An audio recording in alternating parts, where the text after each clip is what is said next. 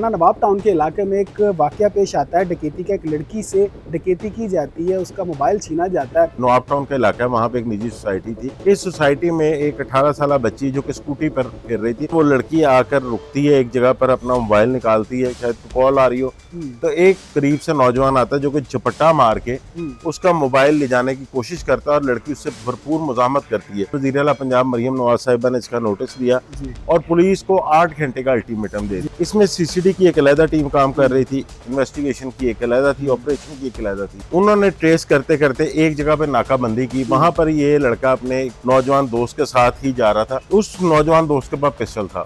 उसने पीछे बैठे हुए जब देखा कि पुलिस आई है तो उसने पिस्टल निकाला, तो गोली जो है वो चल के टांग में लग गई अगले की, और वो वहीं पे गिर पड़ा। वहां से वो मोटरसाइकिल लेके दूसरा फरार हो गया, लेकिन इसको पुलिस ने जो है वो जख्मी हालत में गिरफ्तार कर लिया।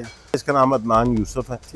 इसने पहले भी कई झपट्टे की वारदातें की और अब पुलिस मुकाबले का मुकदमा जो है वो इसके खिलाफ थाना चूंग में दर्ज कर लिया गया। सीसीडी इतने अरबों के फंड से बनी है और उसके आने के बाद वारदातों में कमी भी हुई है, तो ये उसके लिए भी चैलेंज था। अब मेरा ख्याल है कि वो शहरी जो है वो खुद भी जरा एजिड है, फुटेज में भी नजर आ रहा है, तो उन्होंने जब ये देखा तो उनको ये भी डाउट होगा कि इसके बाद कोई वेपन वूपन ना हो, लेकिन इस तरह के मौके पे होने चाहिए था फौरी 15 पे कॉल करते, या फिर जो फुटेज उसकी थी वो फौरी तौर पर खुद मंजर-ए-आम पे ले आते। अस्सलामु अलैकुम, डिजिटल बॉक्स के साथ मैं हूं मोहम्मद उस्मान। नाजरीन, कुछ रोज़ पहले थाना नवाब टाउन के इलाके में एक वाकया पेश आता है। डकैती का, एक लड़की से डकैती की जाती है, उसका मोबाइल छीना जाता है और इस वाकये का नोटिस मरियम नवाज वज़ीर आला पंजाब साहिबा ना सिर्फ नोटिस लेती हैं बल्कि पुलिस को 8 घंटे में गिरफ्तार करने का हुक्म भी सादर करती हैं।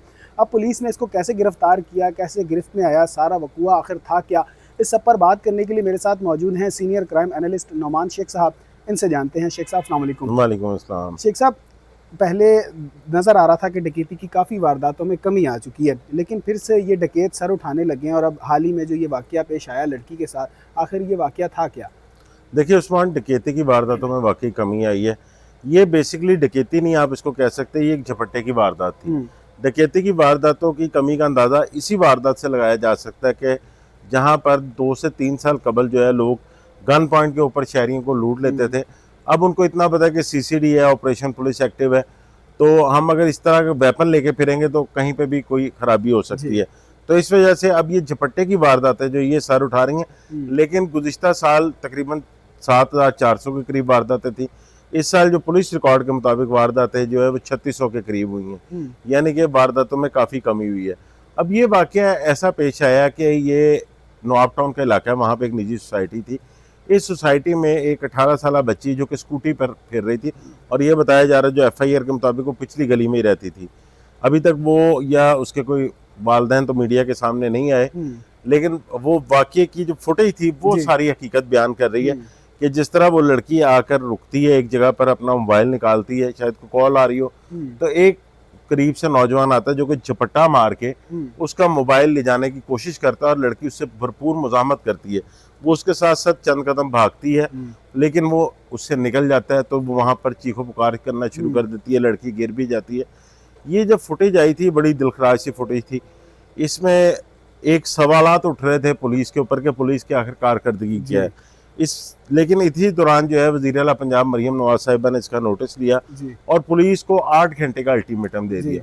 इसमें सीसीडी की एक अलहदा टीम काम कर रही थी, इन्वेस्टिगेशन की एक अलहदा थी, ऑपरेशन की एक अलहदा थी, लेकिन जो इनके इंचार्ज है इंटेलिजेंस के मियां इनाम साहब, उन्होंने तकरीबन 100 से 125 कैमरों की मदद से इस लड़के को ट्रेस किया, इसकी क्लोज फुटेजेस निकाली, तस्वीर निकाली और फिर काम करना शुरू कर दिया जियो फेंसिंग पे। ठीक है। तो ये पता चला कि ये जो लड़का है ये चूंग के इलाके में फिर रहा है। वहाँ पर SHO नवाब टाउन फारूक आजम और जो SHO चूंग है फ़हीम इमदाद, उन्होंने ट्रेस करते करते एक जगह पे नाकाबंदी की। वहाँ पर ये लड़का अपने नौजवान दोस्त के साथ ही जा रहा था। उस नौजवान दोस्त के पास पिस्टल था।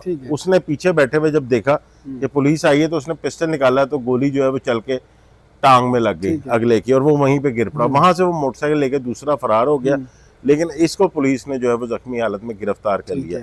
अभी जो पुलिस के मुताबिक इसकी जो इंटेरोगेशन हुई है उसमें ये पता चला इसका नाम अदनान यूसुफ है। ठीक है। इसने पहले भी कई झपट्टे की वारदातें की और अब पुलिस मुकाबले का मुकदमा जो है वो इसके खिलाफ थाना चूंग में दर्ज कर लिया गया। अच्छा शेख साहब, ये भी सुनने में आया है कि डीआईजी ऑपरेशन फैसल कामरान साहब खुद इसकी मॉनिटरिंग कर रहे थे। जी बिल्कुल उस्मान, ये एक टास्क था जी। देखें सीसीडी इतने अरबों के फंड से बनी है जी। और उसके आने के बाद वारदातों में कमी भी हुई है, तो ये उसके लिए भी चैलेंज था। ठीक है। वहाँ पे सुहेल जफर चट्टा जो उसके हेड हैं वो खुद इसको देख रहे थे। इधर से डीआईजी ऑपरेशन फैसल कामरान और एसएसपी जो ऑपरेशन है तौकीर नहीं, वो खुद इसको मॉनिटर कर रहे थे, इसकी खुद सरबराही कर रहे थे। और तीसरी जानिब जो है वो डीआईजी ऑपरेशन इन्वेस्टिगेशन सैयद शान रजा उनकी भी टीम काम कर रही थी।